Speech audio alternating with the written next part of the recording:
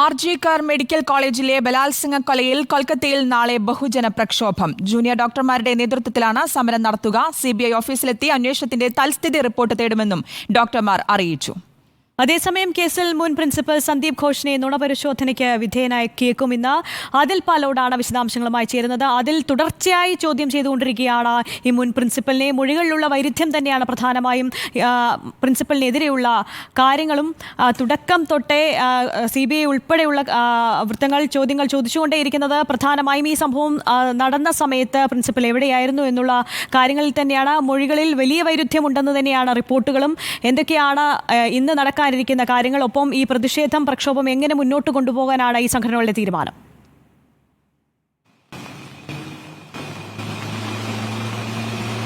ഹരിയ, കേസന്വേഷണത്തിൽ വലിയ സമ്മർദ്ദം, രാഷ്ട്രീയ സമ്മർദ്ദം ഉണ്ടാകുന്നതിനിടെ ഇന്നത്തെ നുണപരിശോധന നിർണായകമാണ്. സന്ദീപ് ഘോഷിനെയും ഒപ്പം കൊല്ലപ്പെട്ട വിദ്യാർത്ഥിക്കൊപ്പം പഠിച്ച സഹപാഠികളെയുമാണ് നുണപരിശോധനയ്ക്ക് വിധേയമാക്കുന്നത്. ഇങ്ങനെ 6 പേരെ നുണപരിശോധന നടത്താനുള്ള അനുമതി കോടതി CBIക്ക് നൽകിയിട്ടുണ്ട്. സന്ദീപ് ഘോഷിനെ നുണപരിശോധന നടത്തുന്നത് തുടർച്ചയായി 7 ദിവസം ചോദ്യം ചെയ്തതിനു ശേഷമാണ് സന്ദീപ് ഘോഷിന്റെ മൊഴികളിലും സഹപാഠികളും ജീവനക്കാരും നൽകിയ മൊഴികളിലും വൈരുദ്ധ്യമുണ്ട് എന്നുള്ളതാണ് CBIയുടെ അന്വേഷണ സംഘത്തിന്റെ കണ്ടെത്തൽ. അതുകൊണ്ട് തന്നെ നുണപരിശോധന വളരെ പ്രധാനമാണ്.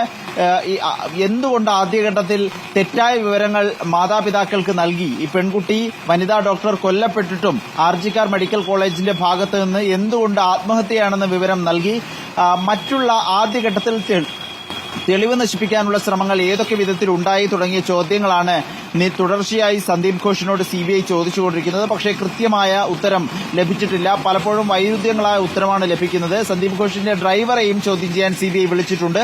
അതിനിടെയാണ് സന്ദീപ് ഘോഷിനെയും സഹപാഠികളെയും ഒപ്പമുണ്ടായിരുന്ന 5 സഹപാഠികളെയും നുണപരിശോധനയ്ക്ക് വിധേയരാക്കാൻ കോടതി അനുമതി നൽകിയിട്ടുള്ളത്. ഇന്നോ നാളെയോ നടക്കുമെന്നാണ് അറിയുന്നത്. പ്രതിഷേധം ശക്തമാക്കി കൊണ്ടുപോകാനാണ് കഴിഞ്ഞ ദിവസം ഈ സുപ്രീം കോടതിയുടെ ഇടപെടലും നിരീക്ഷണങ്ങളും വന്ന ശേഷം ചേർന്ന യോഗത്തിൽ സമരസമിതി നേതാക്കൾ തീരുമാനിച്ചിരിക്കുന്നത്. ആർജിക്കാർ മെഡിക്കൽ കോളേജിലെ ഡോക്ടർമാർ സമരം തുടരും. ഉടനെ ജോലിയിൽ പ്രവേശിക്കില്ല. ഒപ്പം പ്രതിഷേധം അത് തെരുവിലേക്ക് കൂടി വ്യാപിപ്പിക്കുകയാണ്. നാളെ ബഹുജന കൺവെൻഷൻ സംഘടിപ്പിക്കുമെന്നതാണ് അറിയിക്കുന്നത്. പൊതുജനങ്ങളാകെ അതിന് പിന്തുണ നൽകണമെന്നും ഈ സമരസമിതി ആവശ്യപ്പെടുന്നുണ്ട്. ഡോക്ടർമാരുടെ സംഘം ആവശ്യപ്പെടുന്നുണ്ട്. മാത്രമല്ല, ഇപ്പോഴും CBIയുടെ അന്വേഷണം എവിടെ എത്തിയെന്നത് സംബന്ധിച്ച് വ്യക്തതയില്ല. അതുകൊണ്ട് CBI ഓഫീസിൽ നേരിട്ടെത്തി അന്വേഷണ പുരോഗതി റിപ്പോർട്ട് തേടാനും ഇപ്പോൾ തീരുമാനിച്ചിട്ടുണ്ട്. ഇന്ന് തന്നെ CBI ഓഫീസിലെത്തി തങ്ങളുടെ ആശങ്കകൾ പറയുകയും അന്വേഷണം എവിടെ എത്തിയെന്ന് മനസ്സിലാക്കുകയും ചെയ്യും എന്നാണ് ഇന്നലെ തീരുമാനിച്ചത്. ആ നിലയിൽ സമരം പുരോഗമിക്കുകയാണ്. ഒപ്പം കേസ് അന്വേഷണവും നുണപരിശോധനയും മറ്റുമായി തുടരുന്നു. അതിൽ ഈ ബഹുജന പ്രക്ഷോഭത്തിലേക്ക് നാളെ കടക്കുമ്പോൾ ഇപ്പോൾ സുപ്രീം കോടതിയുടെ ഒരു നിർദ്ദേശമുണ്ടായിരുന്നു. ഈ പ്രതിഷേധം, ഈ ഡോക്ടർമാരുടെ ഒരു പ്രതിഷേധം അതുണ്ടാക്കുന്നത് ആരോഗ്യമേഖലയ്ക്ക് വലിയ തിരിച്ചടിയാകുന്നുണ്ട്, അല്ലെങ്കിൽ സാധാരണക്കാർക്ക് ബുദ്ധിമുട്ടാകുന്നുണ്ട്. അങ്ങനെ ഒരു ഘട്ടത്തിൽ തിരിച്ച് ജോലിയിലേക്ക് പ്രവേശിക്കണം എന്ന നിർദ്ദേശം സുപ്രീം കോടതിയുടെ ഉണ്ടായിരുന്നു. അപ്പോൾ ഈ ഒരു നാളെ ബഹുജന പ്രക്ഷോഭത്തിലേക്ക് അടക്കം കടക്കുമ്പോൾ എങ്ങനെയായിരിക്കും ഈ ഒരു കോടതിയുടെ നിർദ്ദേശം അടക്കം മുന്നിൽ നിൽക്കുമ്പോൾ ഏതൊക്കെ രീതിയിലായിരിക്കും ഈ ജൂനിയർ ഡോക്ടർമാരുടെ നേതൃത്വത്തിൽ നടക്കുന്ന ഈ സമരം ഉണ്ടാവുക?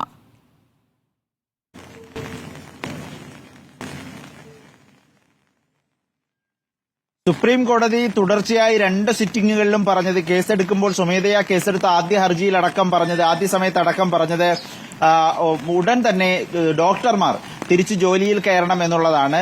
കൽക്കട്ട ഹൈക്കോടതിയും മുഖ്യമന്ത്രിയും ഭരണ സംവിധാനങ്ങളാകെയും അത് ആവർത്തിച്ച് പറയുന്നുണ്ട്. പക്ഷേ വിദ്യാർത്ഥികളെ സംബന്ധിച്ചിടത്തോളം നീതി ലഭ്യമാകാതെ ഒരിക്കലും തിരിച്ച് ജോലിയിൽ കയറാനാകില്ല എന്നുള്ളതാണ് നിലപാട്.